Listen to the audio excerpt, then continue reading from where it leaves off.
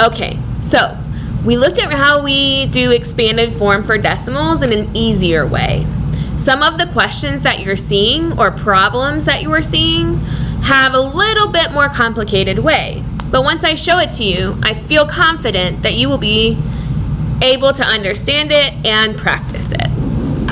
So let's get a decimal and a whole number here on our board. I'm going to use 36 and 56 hundredths.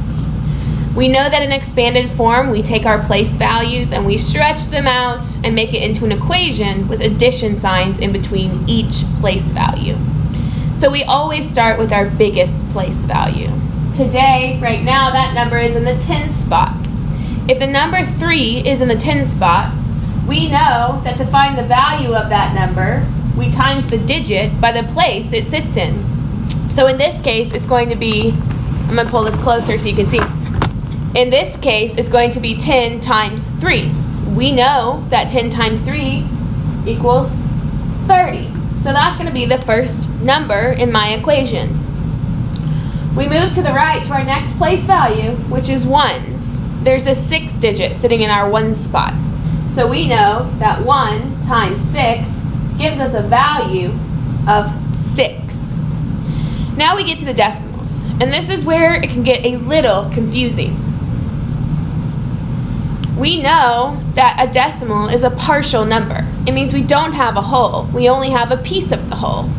In order to show that, I already showed you a video of the easiest way to do it, which is to take this number and just make it a decimal down here that you add. However, there's another way to do it, and it looks more complicated, but I feel like when you see it, you'll understand it. So if I have 5/10 in this number, I can write that as 5 times 1/10. So if we know that any number times 1 is the number itself, in these expanded form decimal problems, this looks confusing. What in the world, Miss Campbell? We haven't learned how to multiply fractions. But that's okay, because all you need to know right now is that if you have 5 times 1/10, the answer is going to be simply 5/10. You just multiply the top number by the whole number, and you get 5/10. You can just replace this 1 on top of the tenths with this 5 and know that that is equal to 5/10.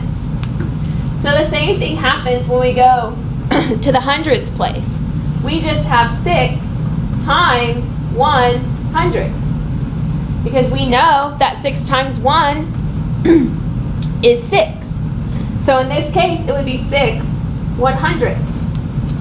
This equation of 5 times 1/10 is just another way of saying 5/10.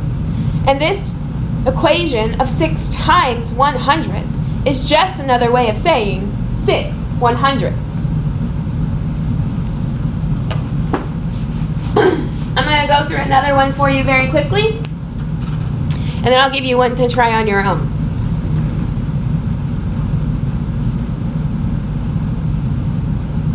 Here we have 365 and 89 hundredths. Let me grab a different marker and see if that helps. There we go. 365 and 89 hundredths. So we start with our biggest place value. In this case, it's the 3. It's always going to be the number farthest to the left. This 3 is in the ones, tens, hundreds place. So I know that 100 times 3 gives me the value of that number. The value is 300, which becomes the first part of our expanded form equation. 300 plus, we're going to move over to our 10 spot where there's a 6. So 10 times 6 has a value of 60. We're going to move over again. That's the next number in our equation. We're going to add our addition sign. We're going to move from our tens to our ones where we have a 5. 1 times 5 gives us a value of 5. Now we have our decimal. So we have to remember what we just learned. We go from our ones over to our tenths place with a THS. So it's going to look like this. 8 times 1/10. Because the place value this sits in is the tenths. So we're going to times 8 by 1/10 because that's just another way of saying 8 tenths. The last number when we move over to our hundredths with the THS position is a 9. So we're going to add 9 times 1/100th. It's just another way of saying 9/100ths, which can also be written as this decimal.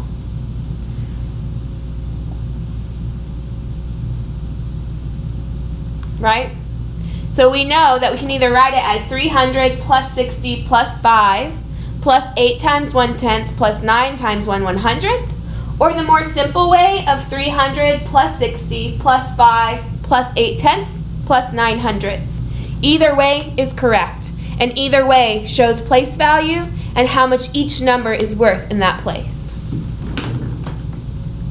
So before I let you go, I'm going to write one more on the board, and I want you to practice how to do that on a piece of paper, both the easy way and the hard way.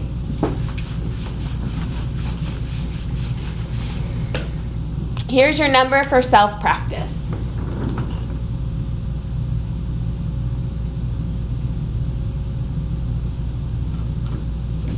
This number is 4,862 and 36 hundredths.